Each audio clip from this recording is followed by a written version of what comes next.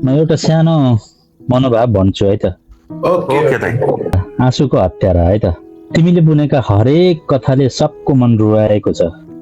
तिमीले बुनेका शब्दका जाल यति कलात्मक छन् कि कुमालेले बनाउन नसकेको माटोको भाँडा जस्तै। बाको सङ्घर्ष र जिम्मेवारीको कथा लेख्दा त्यही कलमको निमले तिम्रो मन कस्तो नघोचेको होला यार। तिमी पनि त बा भइसकेको छौ नि। आमाको ममताको कथा लेख्दा तिम्री आमा, तिम्रो छोराको आमा अनि नेपाल आमाको आँसुको क्षतिको हिसाब गरेका छौ तिमीले। किन तिमी दर्शन ढुङ्गा जस्तो पत्थर बनेका छौ यार। ती कलिला प्रेमिल जोडीको कथा लेख्दा तिम्रो दुई औँलाले च्यापेको कलमको चित्कार किन सुनेनौ। अनि प्रेमी प्रेमिकाको बिछोडमा मलमको साटो नुन चुक छर्किन तिमी कस्तो निर्दय यार। परदेशीको त कुरै नगरौ।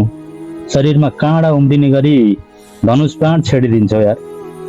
प्रेम बुझ्नको लागि मन चाहिन्छ, निभाउनको लागि धैर्यता चाहिन्छ र पाउनको लागि भाग्य चाहिन्छ भनिन्छ नि। तिमी के पाउनको लागि, कस्तो जिम्मेवारी निभाउनको लागि अनि कसको चिना कोर्नको लागि यति कठोर बन्दैछौ यार। तिमी त प्रेमिल जोडीलाई माया गर्न सिकाउने र बिछोड गराउन बाध्य बनाउने बाउन्सर हौ जस्तो लाग्यो। बा आमा नहुनेहरूलाई बा आमाको अभाव सिर्जना गर्ने कालीगढ बनेर छाती चर्काउने चट्याङ हौ। अनि परदेशीका लाखौं युवाको आँसुको हत्यारा हो यार तिमी। यहाँ पसिनाले भाग्य जितेको इतिहास नै छैन। तिमीले बा आमा गुमाइसकेकालाई टुरो बनाएको आरोप छ। तिमीलाई बा आमा गुमाइसकेकोहरूको लागि टुरो बनाएको आरोप छ।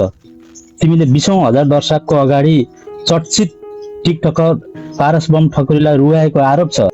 ती प्रेमिल जोडीलाई घमण्ड र धोकेबाजको आरोप लगाउन सिकाउने आरोपी हौ तिमी। तिमीलाई हजारौं नौजवानहरूको परदेशीको पीडा जस्ताको तस्तै पस्केको आरोप छ। अनि तिमीलाई 17,000 बढीले पछ्याएको आरोप छ। आफ्नो पहिलो न्यानो घर आमाको काख हो भन्ने तिमीलाई थाहा छैन र। काँडाले कोपेको बाहिरी छालाको दर्द भन्दा गुलाबले घोचेको नरम मुटुको पीडा असह्य हुन्छ भन्ने तिमीलाई थाहा छ नि है। सधैँ एकै ठाउँमा रहिरहने नदीका दुई किनारा कहिल्यै भेट हुँदैनन् भन्ने जानी जानी किन यति कठोर बनेको यार तिमी। अरूको आँसुको पोखरीमा पौडी खेल्न सिपालु तिमी। एक एक फुललाई जोडेर सुन्दर माला बनाउन सिपालु तिमी। मेरो भाइ आदित्य, तिमीलाई मुद्दा होइन माया र आशीर्वादका गुच्छाहरू। तिमीलाई एक बगैँचा फुलका बुकीका गुच्छाहरू तिमीलाई मेरो भाइ आदित्य। Thank you. एकछिन म रिप्लाई गर्छु। ठिक छ, हो म हत्यारा हो, तर कसैको रगत बगाएको छैन, कसैको सास थिचेको छैन। मैले आफैभित्र तडपिएका ती चुपचाप शब्दहरूलाई त्यो कलमको मसीको सहारामा छाताछुल्ला बनाएको मात्र हो।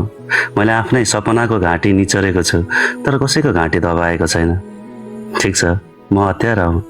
मैले मेरो सपनाहरू यसरी मारेको छु कि उनीहरूले रुनसम्म पाएका छैनन्।